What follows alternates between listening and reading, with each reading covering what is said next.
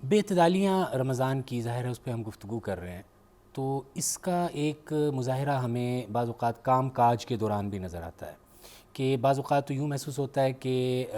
ادارے بڑے بڑے اداروں کے سربراہان وہ بہت زیادہ پیسے خرچ کر رہے ہیں، افطاریاں بھی کروا رہے ہیں اور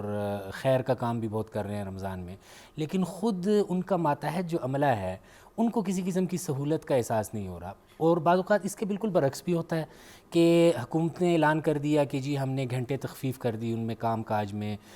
ورکنگ آورز کو سکویز کر دیا جاتا ہے، کم کر دیا جاتا ہے، لیکن لوگ انفرادی عبادت میں اتنے لگے ہوئے ہیں کہ خود جو ڈٹرمنڈ ورکنگ آورز ہیں جس میں ان کا موجود ہونا ضروری ہے دفتر میں، اور وہ پبلک ڈیلنگ کر رہے ہیں، فرنٹ ڈیسک پہ موجود ہیں اور وہ موجود نہیں ہیں، اور ان کا خیال یہ ہے کہ میں اس وقت اگر تلاوت کر لوں یا میں ظہر کی نماز پڑھنے گیا ہوں تو اب میں عصر تک مسجد میں ہی بیٹھا رہوں، اور اس دوران جو لوگ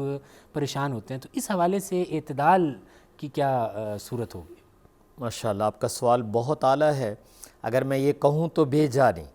اس امت کا طرہ امتیاز اعتدال ہے۔ وَكَذَلِكَ جَعَلْنَاكُمْ أُمَّةً وَسَطًا، قرآن نے اس امت کا تعارف کراتے ہوئے یہ جملہ بولا ہے کہ ہم نے اس امت کو بہت معتدل بنایا ہے،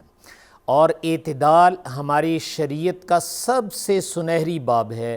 آپ کسی بھی چیز کو اٹھا کر دیکھ لیں، عبادات ہی کو دیکھ لیں، جس میں ایک مسلمان چاہتا ہے کہ میں آگے سے آگے بڑھ جاؤں، لیکن اسلام نے اس میں بھی پابندیاں لگا دیں کہ ہمیں بے اعتدالی کی اجازت نہیں دی، بلکہ بعض روایات میں آپ نے فرمایا وَلِنَفْسِكَ عَلَيْكَ حق، کہ بھئی تمہاری اوپر تمہاری جان کا بھی حق ہے۔ ایسے نہ ہو کہ تم عبادات میں کوئی بے اعتدالی کرو جس سے تمہاری ذات کو تکلیف پہنچے، تو شریعت تو عبادات میں بے اعتدالی کی کبھی بھی اجازت نہیں دے سکتی۔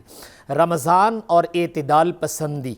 اس کی ایک اور رمضان سے مثال عرض کر دیتا ہوں۔ ہم صبح سحری کھاتے تو اور شام کو افطاری کرتے ہیں۔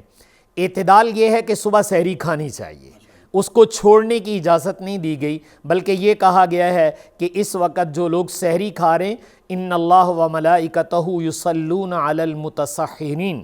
کہ تم بھلے پیٹ بھرنے کی نقطہ نظر سے کھا رہے ہو، لیکن چونکہ یہ اعتدال ہے اس لیے فرمایا اللہ تعالیٰ اور اس کے فرشتے تمہارے اوپر رحمت نازل کر رہے ہیں۔ افطاری کا وقت آیا ہے، کسی کا دل چاہتا ہے کہ میں روزے کو مزید لمبا کر لوں، تو شریعت کہتی نہیں، اب یہاں پر تم جو ہے اپنا روزہ افطار کرو، تو تاکہ روزہ سحری سے لے کر غروب آفتاب تک ہو۔ اس میں شوق کی وجہ سے بے اعتدالی کی اجازت نہیں دی گئی، جس سے یہ پتہ چلتا ہے کہ اعتدال شریعت کی نظر میں کتنا اہم ہے۔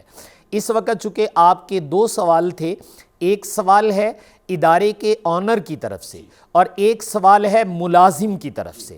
آنر کی طرف سے تو یہ ہے کہ بعض دفعہ ہمارے بالائی سطح کے لوگ وہ دائیں بائیں بہت خرچ کر رہے ہوتے ہیں اور یوں سمجھتے ہیں کہ یہ رمضان کی روحانیت ہمیں مل رہی، لیکن بالخصوص جو ان کے ملازمین ہوتے ہیں وہ اپنے ملازمین کے ساتھ کسی رواداری کے قائل نہیں ہوتے۔ یہ بہت بڑی بے اعتدالی ہے کہ ہم اپنے ملازمین کو بھول جائیں اور دوسروں کو جو ہے وہ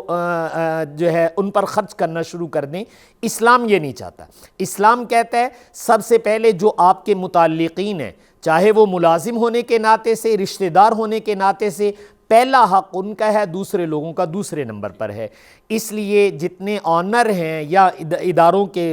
بڑے لوگ ہیں ان کو چاہیے کہ وہ اپنے ملازمین پر سب سے پہلے خرچ کریں، ان کو سہولت دیں۔ رسول پاک صلی اللہ علیہ وسلم نے یہ بھی ایک روایت میں فرمایا تھا کہ اپنے ملازم پر رمضان میں کچھ تخفیف کر دو تاکہ وہ سہولت سے روزہ رکھ سکے، روزے کی عبادت ادا کر سکے۔ تو اس لیے ہمیں اس کو تخفیف بھی دینی ہے۔ اگر اللہ تعالیٰ خرچ کرنے کا موقع دے تو باہر جگہوں میں خرچ کرنے سے پہلے اپنے ملازمین پہ خرچ کرو۔ عیدی کا عنوان دو، افطاری کا عنوان دو، کوئی بھی عنوان دو، تو یوں سمجھو کہ پہلا حق ان کا ہے، اگر بچے گا تو پھر دوسرے لوگوں پر جائے گا۔ تو یہ تو جو ہمارے آنر اور سربراہ لوگ ہیں ان کو چاہیے۔ اس کے ساتھ دوسری بے اعتدالی وہ ہم ملازم طبقے کی طرف سے ہے کہ جو ہم ملازم ہیں، مزدوری کہیں کر رہے ہیں، تو اگر ہمیں انہوں نے یہ سہولت دے دی ہے کہ آپ کو 2 گھنٹے 1 گھنٹہ تخفیف ہوگی، یا رمضان کی وجہ سے حکومتی سطح پر تخفیف ہے، تو ہم اس کا ناجائز فائدہ نہ اٹھائیں۔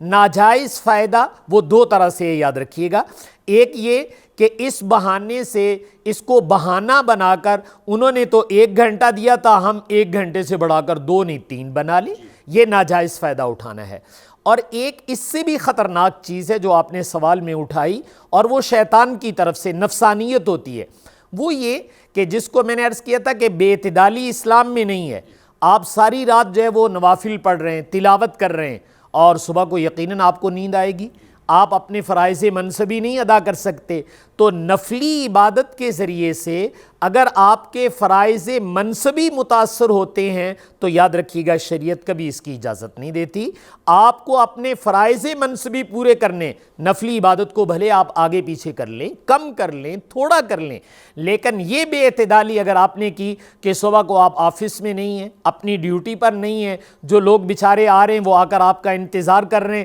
اور آپ یوں سمجھ رہے ہیں کہ میں نے رات اللہ کے نام پر لگائی ہے، یہ بہت بڑی غلطی ہوگی۔ یہ اللہ کے نام پر نہیں ہے، پہلے ہمارے ذمے فرائض ہیں، اس کے بعد نوافل کا درجہ آتا ہے۔ تو یہ بے اعتدالی اگر ملازم کی طرف سے ہے تو اس سے بھی بھائی کنارہ کشی کرنی چاہیے۔ اتنی عبادت کرو کہ صبح کو اپنے فرائض پورے ادا کر سکو۔ اور آنر کی طرف سے اگر اپنے ملازم کو نظر انداز کیا جا رہا ہے یا اس کے کام کا برڈن کم نہیں کیا جا رہا تو یہ بھی بے اعتدالی ہے۔ تو دونوں طرف سے جو بے اعتدالی ہے اس کو ختم کیا جائے۔ رمضان کے نام پر جس کو ہم کہتے ہیں رمضان کا بہانہ بنا کر اس طرح کے کام کرنا کہ جس سے انسانیت کو یہ پیغام پہنچے کہ جب رمضان آتا ہے تو مسلمان بالکل بیکار ہو جاتے ہیں، یہ اپنے کام چھوڑ دیتے ہیں، تو بڑی معذرت ہمارا رمضان ایسا نہیں ہے۔ اگر آپ سرور کونین صلی اللہ علیہ وسلم کی زندگی اٹھا کر دیکھیں تو آپ کو نظر آئے گا کہ آپ کی محنت رمضان میں عروج پر پہنچ جاتی تھی، پہلے سے بھی زیادہ جو ہے وہ ورکنگ شروع ہو جاتی تھی۔